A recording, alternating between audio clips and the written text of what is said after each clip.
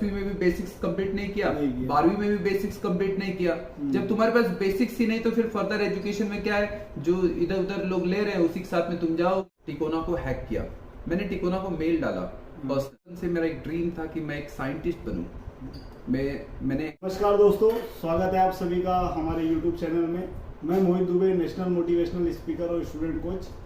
आज हम तीसरे इंटरव्यू के साथ आपके सामने हैं और आज मेरे साथ हमारे बीच में मौजूद है काफ़ी जाना माना स्कूल MD इंटरनेशनल स्कूल जो कि धानुबाग में स्थित है और उनके प्रिंसिपल हमारे बीच में हैं। सर नमस्कार आपका। नमस्कार सर, मैं चाहता हूं कि आप अपना परिचय दर्शकों को दें और अपने लाइफ के बारे में थोड़ा सा जो है स्टूडेंट्स को बताएं।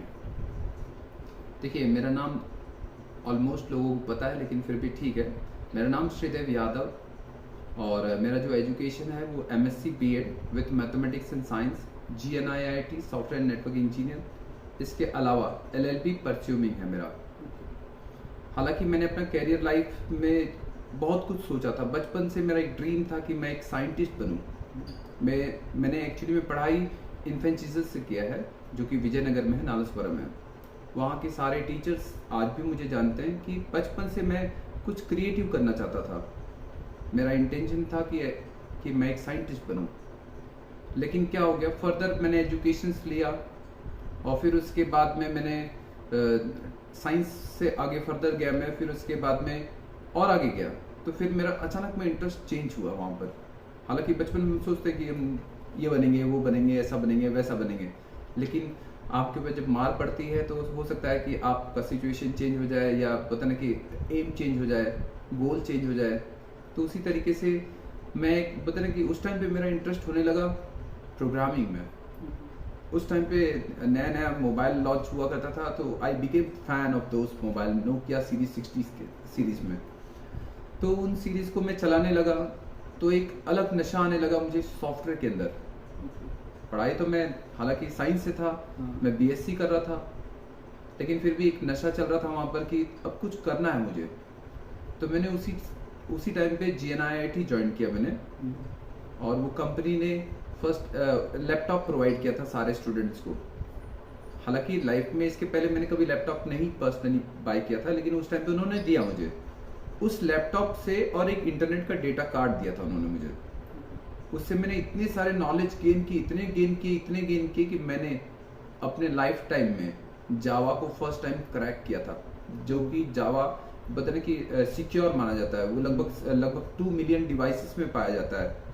एक बार जैसे फॉर एग्जांपल एक सॉफ्टवेयर बन जाए, ठीक है, या चाय बन जाए, सॉफ्टवेयर बन जाना या चाय बन जाना दोनों वन एंड सेम होता है, ठीक है। मतलब सॉफ्टवेयर बन जाने के बाद में उसके अंदर जो भी चीजें लगी उसके अंदर आप चेंजेस नहीं कर सकते, या चाय बन जाने के बाद में आप चाय में से शक्कर नहीं निकाल सकते या चाय की पत्ती नहीं निकाल सकते, ठीक है। तो एक बार चीजें कंपाइल हो गई तो उसके अंदर आप चेंजेस नहीं कर सकते। लेकिन 2011 की सीरीज में मेरा पता नहीं कि दिन रात मैं सिर्फ वही चीज सोचता, मतलब कि मैं क्या अलग करूं। मैं सोचते सोचते एक ऐसे लेवल पे चले गया कि मैंने जावा के गेम्स आते थे उस टाइम पे .jar एक्सटेंशन से, कि जैसे स्नेक का गेम हो गया, जैसे मारियो का गेम हो गया उस टाइम पे। तो ये एक बार गेम बन जाए तो उसके अंदर कोई चेंजेस नहीं कर सकता, सिर्फ कंपनी के पास में जिसके पास मेन फाइल हो उसके अंदर वो थोड़ा चेंज करके नया जार फाइल क्रिएट करके लोगों को दे सकती है। तो मैंने मतलब उस टाइम पे इंटरेस्ट की वजह से मैंने ऐसा किया कि उस गेम का जो नेम था, ठीक है, वो तो चेंज कर ही लिया, ओनर का नाम मैंने चेंज कर दिया। फिर उसके बाद में उसके अंदर जो इमेजेस थे वो भी मैंने पर्सनली चेंज कर लिए विदाउट एनी एप्लीकेशन, बिना किसी सॉफ्टवेयर के। जब मैंने ये सब चीजें किया तो फिर मुझे क्रिएटिविटी लगने लगा कि अब मैं कुछ बड़ा कर सकता हूँ। फाइनली उसके बाद में मैंने बहुत सारे स्ट्रीम में मैंने देखा कि एक्चुअली में फिर उस टाइम पे मेरी एक और इंटेंशन हो गई कि मैं दुनिया का सबसे बड़ा हैकर बनूं। और मैं कभी भी किसी मंदिर में गया या मस्जिद में गया, सभी जगह एक ही मतलब बिलीव हुआ करता था कि I want to become a best hacker in the world. तो उस तरीके से बताने कि सॉफ्टवेयर में मैंने महारत हासिल करने लगा। जैसे कोई सॉफ्टवेयर कोई क्रैक नहीं कर सकता था, उसको मैं पर्सनली क्रैक करता था। और फिर उसके बाद में देखा जाए तो मैं अपने टाइम पे लगभग पता नहीं कि अपना कंप्यूटर, मेरा कंप्यूटर अगर उसका डेली रनिंग टाइम जो रहता था लोग 2 घंटा चलाते होंगे या 4 घंटा चलाते होंगे या 10 घंटा चलाते होंगे, लेकिन मेरा कंप्यूटर कभी 22 दिन में बंद नहीं होता था, जबकि छोटा सा लैपटॉप था। मतलब इस तरीके से even when I went to the washroom, laptop चलता रहता था, उसके ऊपर फंक्शन चलते रहते थे, और फिर उसके बाद में मैं अपना वॉशरूम क्लियर करता था। मतलब इतना डेडिकेटेड था, ठीक है, कुछ क्रिएटिविटी करने के लिए, कुछ अलग सोचने के लिए, क्योंकि कैसा होता है ना कि 24 घंटे में से आपके पास अलग टाइम चाहिए कि कुछ अलग सोचे, ताकि कुछ अलग कर पाए। तो उस भीतर मैंने सॉफ्टवेयर में तो महारत हासिल कर लिया। अब बारी आई नेटवर्क की। एक्चुअली में हमारे यहाँ पे चलता था टिकोना डिजिटल नेटवर्क। तो हालांकि जो हमको डेटा कार्ड मिलता था वो 1 GB रहती थी, तो सोचे सर 1 GB में तो हमारा पेट तो भरने वाला नहीं है, हमको बड़ा चाहिए। तो फाइनली हमने उसके अंदर रिसर्च करना स्टार्ट किया, उसके कॉन्सेप्ट को समझना स्टार्ट किया।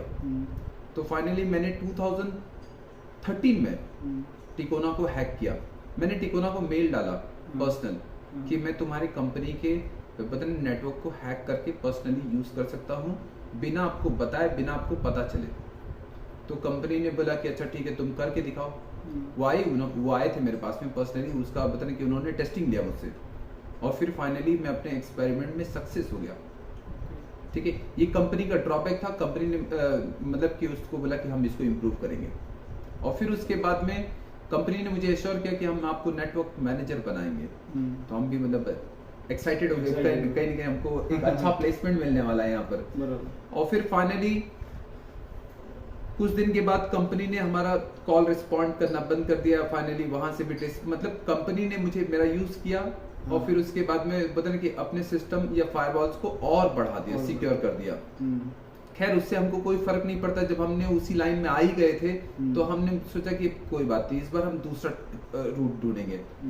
उसके बाद भी मैंने उस कंपनी को हैक किया, और हैक करने के बाद में पता नहीं कि ऐसे जितने भी RJ45 से कनेक्शन घर के अंदर आते हैं, आपके सबके घर में आता होगा RJ45 से, जैसे डीएनए का इंटरनेट हो गया, हैथवे का केबल हो गया, चाहे मतलब कोई भी जो RJ45 से कनेक्शन आपके घर में आएगा, उन सब कनेक्शन को मैं हैक कर सकता था इजीएस्ट तरीके से। मैं और इंटरनेट फ्री में चलाता था। मतलब इस तरीके से मैंने सॉफ्टवेयर नेटवर्क में काफी मतलब पता नहीं कि एक हायर पोजीशन गेन कर लिया था। और मैं फिर उसके बाद में आया फर्दर अपने एजुकेशन में। अब मैं बोला ये सब करके तो बहुत हो गया, अब कुछ क्रिएटिविटी करते हैं, अब कुछ क्रिएटिविटी, इसमें भी कुछ क्रिएटिविटी। तब मैंने सीखना स्टार्ट किया बैकट्रैक रेवोल्यूशन 1। ये है काली लिनक्स, ठीक है, आज के टाइम पे पॉपुलरली नोन है ये, ठीक है, जो कि हैकिंग प्लेटफॉर्म है। इसमें मैंने बहुत सारी चीजें सीखा, मतलब ऐसी चीजें सीखा कि हम अगर आप पता नहीं कि जो कुछ भी अगल बगल में डिवाइसेस हैं, उन सब चीजों को मतलब आप क्लियरली तरीके से पता नहीं कि बिना उसको कनेक्ट किए उसके अंदर की चीजों को देख सकते हैं। ठीक है, ईथर कैप, बहुत सारे एप्लीकेशन थे उस टाइम पे, और मतलब धीरे धीरे मैं डूबता गया, इतना डूबा मैं उस सिस्टम के अंदर की लगभग बोलते ना कि I was about to win. तो मेरे साथ कुछ गलत हो गया वहां पर। हालांकि मैंने कुछ बताने एक्सपेरिमेंट रॉन्ग कर दिए, जिसकी वजह से मुझे बताने की कानूनी तौर पे मुझे अंदर जाना पड़ा। और फिर उसके बाद में फाइनली पता नहीं कि मुझे उस रूट से चेंज करना पड़ा। मेरे पेरेंट्स प्रेशराइज किए मुझे कि अब आपको वो रूट नहीं लेना है। तो मैंने बोला ठीक है, अब नहीं लेंगे, है कि नहीं। तो हमने रिवर्स टर्न लिया। फिर फाइनली मैं आया अपने स्कूल्स एंड कॉलेजेस में। मेरे पिताजी का ऑलरेडी स्कूल एंड कॉलेज चल रहा था, तो नहीं मैं स्कूल कॉलेज में नहीं आया उस टाइम पे। फिर मैंने सोचा कि क्या करते, कोई दूसरा जॉब कर लेते। हालांकि मैं एक इंजीनियर था, तो मैंने सोचा कि इंजीनियरिंग फील्ड में जाएंगे। तो इंजीनियरिंग फील्ड में जब भी जाने लगा तो वहां पे लोग मुझे 7,000 8,000 सैलरी देने लगे। तो मुझे एक मेरे भैया थे विनय पांडे, उन्होंने मुझे बोला कि सिद्धू ऐसा है कि अगर आपको ग्रोथ चाहिए, अच्छी सैलरी चाहिए, तो you should go in sales में अच्छा पैसा होता है। तो विनय भैया की बात में सुना, और विनय भैया का भी मैं आपको बता देता हूँ, वो जो बंदा था, ही वॉज एक्सीलेंट गाय। और वो पता नहीं कि जब मैंने उस टाइम पे उससे मिला था, तो he was a medical rap. उसका पोस्ट जो था मेडिकल रैप था, और मेडिकल रैप में वो उस टाइम पे 1.5 लाख के ऊपर सैलरी उठाता था, जबकि एक मेडिकल रैप को 1.5 लाख सैलरी नहीं होती है। और वो अपने जॉब पे लगभग पता नहीं कि महीने में 3 दिन जाता था, बाकी दिन हमारे साथ में पत्ते खेला करता था वो। ठीक है, तो मैंने देखा कि सेल्स में अच्छा पैसा है। तो फिर बहुत सारी कंपनी में इंटरव्यू दिया, बहुत सारा एक्सपेक्टेशन था, 25,000 मिले, कोई 25,000 देने के लिए तैयार नहीं। फिर फाइनली मुझे एक कंपनी मिली ऐसी, मैंने ले ही लिया। 7,000 रुपया दे रही थी, DATA मिला के 11,000 दी हमको। भैया ने हमको बोला कि श्रीधर एक्सपीरियंस के लिए तू ज्वाइन कर उसको। उस कंपनी का सेल्स टारगेट महीने का सिर्फ 22,000 रुपया था, और मैंने उस कंपनी का सेल टारगेट एक्सीड करके 1,40,000 किया। फर्स्ट मंथ में तो चलो वो सरप्राइज था लोगों के लिए, सेकंड मंथ में भी वही मैंने 1,40,000 के ऊपर सेल्स किया। कंपनी का जो पता नहीं कि डिविजनल या पता नहीं स्टेट का जो मतलब मेन मुखिया होता है वो आया, एपेक्स कंपनी की, वो आया मेरे पास, बोला कि Yadav if you remain in my company for at least 6 month will make you area manager. तो मैंने कहा सर मेरी सैलरी बढ़ा दीजिए, मैं आपके पास ही रहूंगा। तो उसने बोला कि नहीं बेटा ऐसा नहीं, इतना जल्दी सैलरी नहीं बढ़ती है। तो मैंने बोला कोई बात नहीं। मैं आपको बताऊं, जिस दिन वो बंदे से मिला मैं, उसके तीसरे दिन मुझे एक कॉल आया, वो भी अननोन कॉल था। उस कंपनी ने मुझे बोला कि आपका एक इंटरव्यू है ओबेरॉय में, ओबेरॉय मॉल के पास में, चांदीवली। मैं वहां पर गया, हालांकि कंपनी को मैंने बोला कि मैं छुट्टी पे जा रहा हूँ थोड़ा एक दिन के लिए। तो मैं वहां गया, ओबेरॉय मॉल जो भी मुझे लोकेशन पे बुलाया गया, मैं वहां बैठा अंदर ऑफिस में। उन्होंने बोला अभी इंटरव्यू चालू होगा। उन्होंने एक स्पेसिफिक टेम्परेचर पे मुझे बैठने के लिए छोड़ दिया उन्होंने। समझ लीजिए दोपहर के 3 बजे से लेके शाम के 9 बजे तक कोई आया ही नहीं मेरे पास में। एंड फाइनली मेरे पास आए, बोले कि सर ये रहा आपका अपॉइंटमेंट लेटर। बोले कि हम आपका पेशेंट चेक कर रहे थे कि अगर आपको हम किसी डॉक्टर के पास भेजे तो आप वहां से उब तो नहीं जाओगे। तो उन्होंने मुझे जो सैलरी दी वो लगभग अप्रोक्सीमेटली 45,000 के अराउंड में दिया उन्होंने मुझे, जो कि मेरे लिए एक्सेप्शनल था।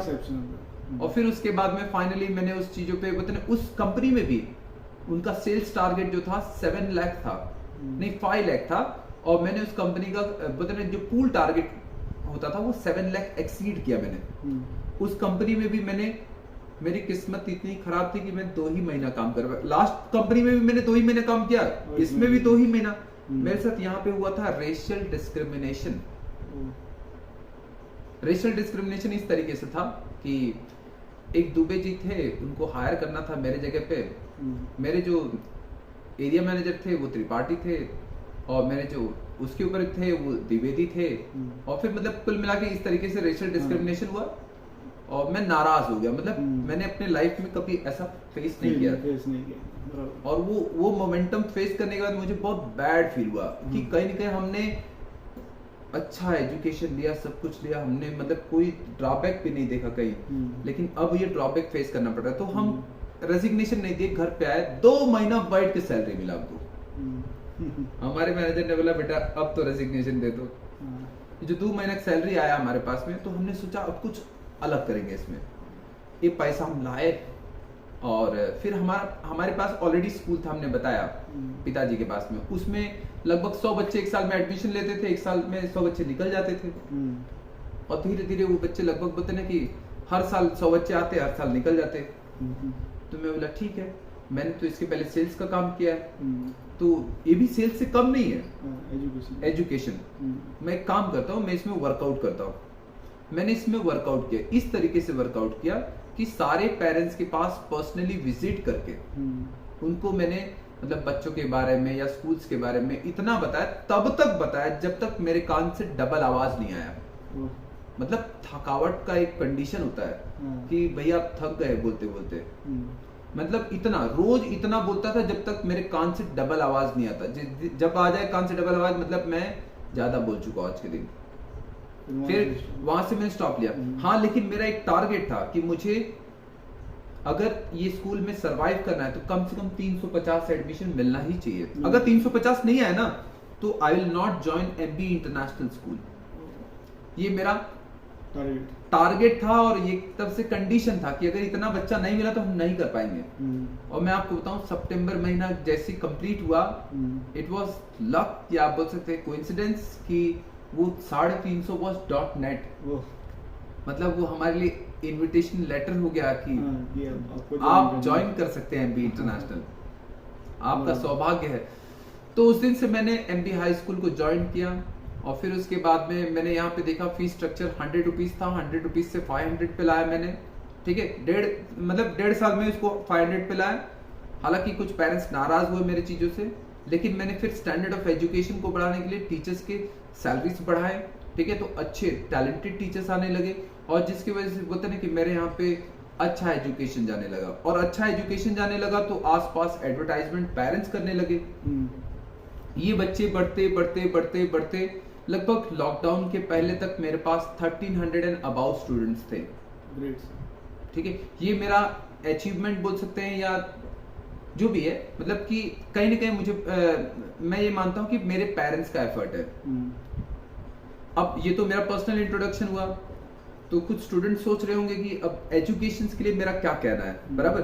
बेसिकली मतलब जैसे सर संतोष भवन या नाला सोपारा जो ये क्षेत्र है वसई विरार, इसमें स्टूडेंट्स की क्या स्थिति है जो आपने देखी, जो है वो जो है शेयर करिए जरा, और कैसे आगे बढ़ना चाहिए उनको। देखिए सर, मैं आपको पहले भी मैंने ये चीज बताया कि यहाँ पर 100% बच्चों में से सिर्फ 98% बच्चे फेल होंगे अपने लाइफ में, ओनली 2% बच्चे सक्सेस होंगे अपने लाइफ में। वो भी 2% कौन, वो भी बता देता हूँ। जैसे एक 10th स्टैंडर्ड की बैच में 1-2 बच्चे टैलेंटेड होते हैं, ठीक है।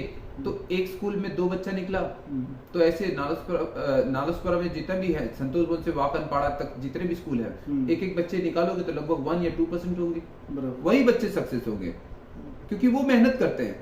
और बाकी जो 98% बच्चे हैं वो कॉपी होके पास होना चाहते हैं, वो यहाँ का ट्रेंडिंग है।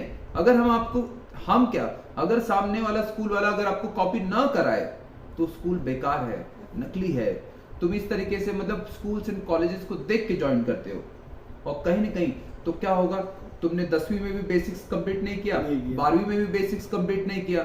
जब तुम्हारे पास बेसिक्स ही नहीं तो फिर फर्दर एजुकेशन में क्या है, जो इधर उधर लोग ले रहे हैं उसी के साथ में तुम जाओगे, बराबर, ठीक है। लोग सिम कार्ड बेचेंगे, क्रेडिट कार्ड बेचेंगे, टीवी बेचेंगे, मोबाइल बेचेंगे, तो वही काम करोगे तुम लोग, ठीक है, क्योंकि तुम एजुकेशन लेने के लिए हकदार ही नहीं हो, तुमने एजुकेशन को सही समझा ही नहीं, बराबर। अब रही बात यहाँ पर कुछ लोग स्ट्रीम में कंफ्यूजन होते हैं, ठीक है।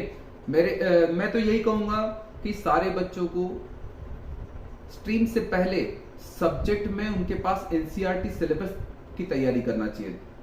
एटलीस्ट बोलते हैं कि स्टेट बोर्ड, हालांकि स्टेट बोर्ड के ऊपर चलिए मैं बोल देता हूँ थोड़ा से, कैसा ना, गवर्नमेंट का एक नियम है, अगर बहुत ज्यादा स्टेट स्कूल हो तो वहां पे एक सीबीएसई स्कूल होना चाहिए, ठीक है। स्टेट स्कूल मतलब क्या होता है, जो बीएमसी स्कूल्स होती हैं उसमें जो एजुकेशन होता है उसी को स्टेट स्कूल कहते हैं।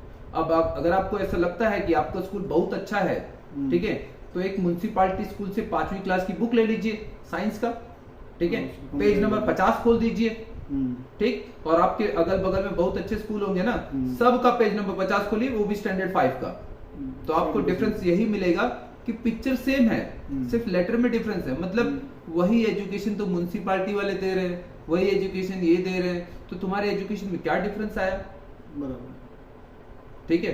तो कुल मिला के क्या है कि आप सक्सेस नहीं कर रहे हो, ठीक है। जबकि जब आप नीट का प्रिपरेशन करोगे या आईआईटी का प्रिपरेशन करोगे, एआईट्रिपल का प्रिपरेशन करोगे, एआईपीएमटी का प्रिपरेशन करोगे, या किसी भी एंट्रेंस एग्जाम्स का, यूपीएससी का या पीसीएस का या गवर्नमेंट के किसी भी एग्जाम्स को, तो आपको एनसीईआरटी के सिलेबस लगते हैं जो कि आप अटेंड नहीं करना चाहते हो, या आपके अगल बगल के जो प्रोफेसर हैं या सर वो स्टेट स्कूल में पढ़ाते हैं, तो आपको इंसिस्ट करेंगे भैया हमारे ठेले पे से भाजी ले लो, ठीक है। बगल के ठेले वाले पे या दुकान में अच्छी भाजी नहीं मिलती है, तो आप क्या करोगे, उनके ठेले को देखते रहोगे, बगल की दुकान में नहीं जाओगे जहां अच्छा एजुकेशन मिलता है।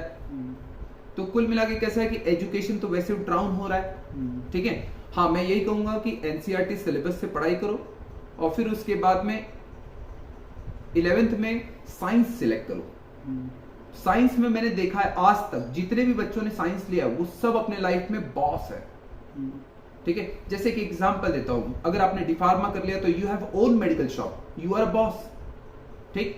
अगर आपने एक बताने की इंजीनियरिंग कर लिया तो वहां पे किसी न किसी पोस्ट पे जाओगे तो वहां पे भी आप बॉस ही रहोगे, या मैन्युफैक्चरिंग पार्ट में आओगे तो वो आपकी खुद की कंपनी रहेगी, वहां पे आप बॉस रहोगे, ठीक है। मेडिकल में जाते हो, आप डॉक्टर बनते हो तो आपके नीचे तमाम सिस्टर्स काम करेंगे, वहां पे आप बॉस होते हो, ठीक है। लेकिन अब कॉमर्स की बात करें तो कॉमर्स में एक दो स्ट्रीम को, कॉमर्स के अंदर एक दो लाइन अच्छे होते हैं जिसमें बहुत संघर्ष करने पड़ते हैं, ठीक है। लेकिन बाकी सब स्ट्रीम में कुछ नहीं है। मतलब कहने का मतलब यह है कि कॉमर्स उन्हीं लोगों को लेना चाहिए जिनके पास पैसा भरपूर हो। यहां मैं देखता हूं संतोष भवन से वाकनपाड़ा में पैसा किसी के पास नहीं, लेकिन 95% बच्चे कॉमर्स लेना चाहते हैं। मतलब ये अपने भविष्य को बर्बाद करने के लिए तय कर लिए हैं कि भैया पैसा नहीं है, बिना पैसे के पैसा मैनेज करेंगे। तो भैया क्या करोगे एट द एंड? देख लीजिए आपके जितने भी कॉमर्स के फ्रेंड्स हो, जिन लोगों ने कॉमर्स किया होगा, मेरा स्टेटमेंट थोड़ा भड़काऊ लगेगा आपको, ठीक है। आप संतोष भवन से लेके वाकनपाड़ा की मैं बात करूंगा, यहाँ पे आप जितने भी कॉमर्स से गए हुए बच्चे, सिर्फ बता रहे हो एक सीए का स्ट्रीम छोड़ दीजिए, ठीक है, बैंकिंग सेक्टर को छोड़ दीजिए, ये दोनों को छोड़ने के बाद में बाकी जो बचता है उसमें आप अपने फ्रेंड्स लोग से पूछ लीजिए कितने सक्सेस हुए हैं। आप अगल बगल में सारे फ्रेंड्स को फोन कीजिए, भैया तू कॉमर्स लिया था ना, क्या बना अपने लाइफ में, पूछ लीजिए, आपको रियलिटी पता चल जाएगा भैया कॉमर्स से कोई सक्सेस नहीं हुआ है। और अगर हुए होते तो हम आज आपके सामने इस तरीके से स्टेटमेंट नहीं देते। लेकिन कहीं ना कहीं ये हमारे नाला सुपारा का बताने की दुर्भाग्य है कि एक्चुअली में ऐसा है बेटा, सबके पास ठेला आ गया है, ठीक है, सब एजुकेशन को बेचना चाहते हैं, ठीक है। तो भैया उनके पास जो एजुकेशन है उसको अब वो प्रमोट करना चाहते हैं, उन्होंने अपने लाइफ में सक्सेस नहीं हुए, तो भैया फाइनली क्या करेंगे, लोगों को यही कॉमर्स बेचेंगे, ये बेचेंगे, वो बेचेंगे, ऐसा बेचेंगे, इस तरीके से सिस्टम डाउन जा रहा है। तो मैं यही रिकमेंड करूंगा कि एटलीस्ट अपने लाइफ में अगर आपको बॉस बनना है तो you go for the science, ठीक है। अगर स्लेव बनना है, नौकर बनना है, तो you go for the commerce. ये मेरा पॉइंट ऑफ व्यू। ऐसा नहीं कि हाँ मैं कुछ पॉइंट रॉन्ग बोल सकता हूं, ठीक है, लेकिन मुझसे हो गया मतलब हो जाती है मिस्टेक, लेकिन मैंने जो लाइफ में देखा है उसके बिहाफ पे बोल रहा हूं। कोई डिबेट करने के लिए मत आना मेरे पास में भैया कि आपने गलत बोला, ये मैंने देखा है, मैंने इसको फील किया है, मैंने इसको जज किया है एंड उसके अकॉर्डिंग टू बोल रहा हूं। आप भी, आपको ऐसा लगता है मेरा स्टेटमेंट रॉन्ग है तो आप उन कॉमर्स के सारे बच्चों को फोन लगाओ एक एक करके, जिन लोगों ने कॉमर्स 2 साल पहले 3 साल पहले लिया था, क्या कर रहे हैं जरा पूछो, आपको खुद रियलाइज हो जाएगा कि आप किस पोजीशन पे हो। अब रही बात नेगेटिविटी के बारे में, अब देखो पूरा सिस्टम डूबा हुआ है, ठीक है, हर जगह भैया किसी कॉलेज में तुम जाओ, वहां अगर छपाई नहीं होगी तो तुम्हारा इंटरेस्ट लगेगा नहीं, भाई बेकार कॉलेज है, तुम्हारी इच्छा तो लगेगी नहीं वहां एडमिशन लेने की। तो देखो कैसा नहीं बेटा, अगर अपने लाइफ में कुछ करना है तो डेडिकेशन देना पड़ेगा, आपको वर्क हार्ड करना पड़ेगा, बिना कॉपी के जीवित रहना सीखना पड़ेगा। हालांकि ये सब लोग आपको लॉलीपॉप देंगे कि भैया ऐसा कर दिया जाएगा, वैसा कर दिया जाएगा, अरे तू मेरे पास आ बेटा 85 दिलाता हूँ, 75 दिलाता हूँ, अरे तेरे को एग्जाम में हेल्प करेंगे, यहाँ हेल्प करेंगे, वहां हेल्प करेंगे। लेकिन बेटा ऐसे एजुकेशन का क्या मतलब रहेगा, बिल्कुल जो तुम्हारे किसी काम का नहीं है। अगर आप पढ़े रहोगे तो वो आपके काम आएगा। मैंने जो भी आज तक पढ़े हैं मैंने अपने स्कूल में इंप्लीमेंट किए हैं, क्योंकि वो मैंने पर्सनली पढ़े हैं, ठीक है। तो अगर आप आज पर्सनली पढ़ोगे तो अपने फ्यूचर लाइफ में उसको इंप्लीमेंट कर पाओगे, नहीं पढ़ोगे तो उसको इंप्लीमेंटेशन पे नहीं ला पाओगे। तो नेगेटिविटी पार्ट में यही मैं कहूंगा बेटा, थोड़ा से अपने लिए समय निकालो, ठीक है। जैसे हम पढ़ाई के लिए समय निकालते हैं वैसे तुम अपने लिए समय निकालो, थोड़ा मेडिटेशन पे फोकस करो। मेडिटेशन एक अच्छा मेथड है, ठीक है। थोड़ा बताने की गौतम बुद्धा के स्टोरीज पढ़ो, ठीक है, रामायण महाभारत के स्टोरीज पढ़ो, ठीक है, या बताने वीडियोस देखो, ठीक है, मोटिवेशनल स्पीचेस सुना करो, तो उससे थोड़ा नेगेटिविटी आपकी थोड़ी दूर हो जाएगी। खैर आपके अगल बगल में सब नेगेटिव लोग ही हैं तो कहीं ना कहीं आपको अल्टरनेटिव रूट भी निकालना ही पड़ेगा, वो आपका पर्सनल फेथ है बेटा।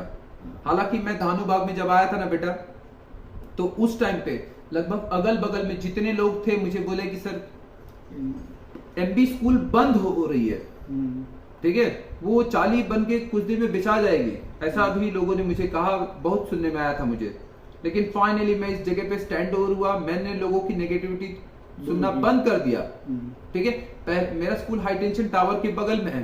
पहले मैं स्टार्टिंग में आता था तो मुझे ये टावर बहुत मतलब एक एक नेगेटिव टावर की तरफ तरीके से रहता था कि अरे मेरे स्कूल के बगल में पता है कि हाई टेंशन टावर है और इसकी वजह से पेरेंट्स आएंगे नहीं मेरे पास एडमिशन के लिए।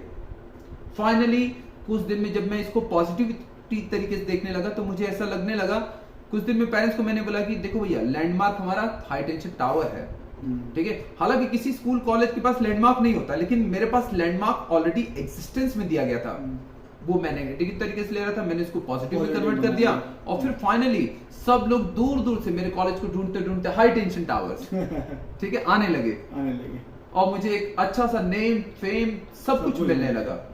तो कहने मतलब बेटा जो भी नेगेटिव फीडबैक्स हो, जो भी नेगेटिव आपके अंदर है उसको पॉजिटिव में कन्वर्ट करो, ठीक है, उसको पॉजिटिव तरीके से ले लो। आप काले हो गोरे हो उससे कोई लेना देना नहीं, ठीक है। अगर आप काले हो ठीक है तो भी अच्छे हो, गोरे हो तो भी अच्छे हो, ठीक है। उसको किस तरीके से आप पॉजिटिव तरीके से इंप्लीमेंट कर सकते हो वो अपने तरीके से देख लो। सर लाइफ में स्ट्रगल कितना जरूरी है सर? स्ट्रगल तो देखो जब आप क्लास में रहते हो तो भी स्ट्रगल है, ठीक है। आप बाहर जाओगे तो वहां कंपटीशन, जॉब में भी स्ट्रगल है।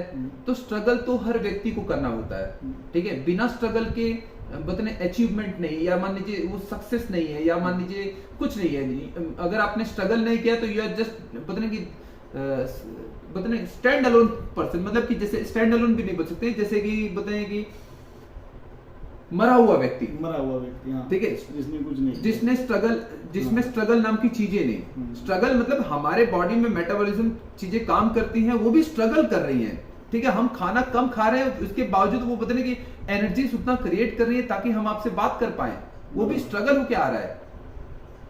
अगर स्ट्रगल ना हो तो भैया लाइफ नहीं, एग्जिस्टेंस नहीं होगा। सर लास्ट क्वेश्चन, जॉब ज्यादा परफेक्ट है या बिजनेस? जॉब या बिजनेस? देखिए जॉब अगर बहुत अच्छा हो, ठीक है, तो जॉब भी अच्छा है, बिजनेस बहुत अच्छा हो तो बिजनेस भी अच्छा है। लेकिन हाँ खैर इन दोनों चीजों में से मैं आपको यही कहूंगा बिजनेस इज मच बेटर। देखो अगर आप खुद से पढ़े रहोगे, 10th आपका खुद का बेस क्लियर है, 12th आपका खुद का बेस क्लियर है, ग्रेजुएशन का खुद का बेस क्लियर है, तो भैया जो लोग बॉस है तुम्हारे, तो एजुकेशन तो तुमने भी वही लिया है और वो भी वही लेके आया है, वो बॉस बना बैठा है, तुम नौकर बन के वहां काम कर रहे हो, ठीक है। तो कहीं ना कहीं तुम बॉस बन सकते हो, तुम उस अपने आइडियाज को इम्प्लीमेंटेशन में लेके तुम खुद का बदले ऑर्गेनाइजेशन सेटअप कर सकते हो, ठीक है। तो तुम बॉस बन सकते हो। अगर तुम नहीं पढ़ोगे ना, तुम नहीं पढ़ने वाले हो, हालांकि देखो मैंने पहले भी बताया 98% of Santosh Bhavan to highway students are not studying, ठीक है। तो ये 98% लोग टोटल स्लेव का काम करेंगे, नौकरी का काम करेंगे, ठीक है। बचे 2% बच्चे वो कुछ क्रिएटिव करेंगे ताकि बेस्ट ऑफ बेस्ट हो। और कहीं ना कहीं बताने की मेरे हिसाब से तो बेस्ट बिजनेस होता है। जॉब में बेटा ग्रोथ नहीं होता है। जॉब में क्या नहीं होता है मैं आपको बता देता हूं। अगर जॉब करना भी चाहते हो तो मेरा एक छोटा सा सजेशन ध्यान से सुन लेना, always focus on package not company, ठीक है। तुमको कोई कंपनी 10,000 दे रही है तो चले जाओ इसके पास में, और कोई कंपनी बोल रहा है भैया हम तुमको 12,000 देंगे, ठीक है, कल ही ज्वाइन करो उसको, ठीक है। और कोई कंपनी हमको बोलती है कि भैया तुमको 15,000 देंगे, छोड़ो उसको, जो लास्ट 12,000 पकड़ा उसको तुरंत 15,000 वाला। कंपनी को गले मत लगाना बेटा, कंपनी किसी की नहीं होती है।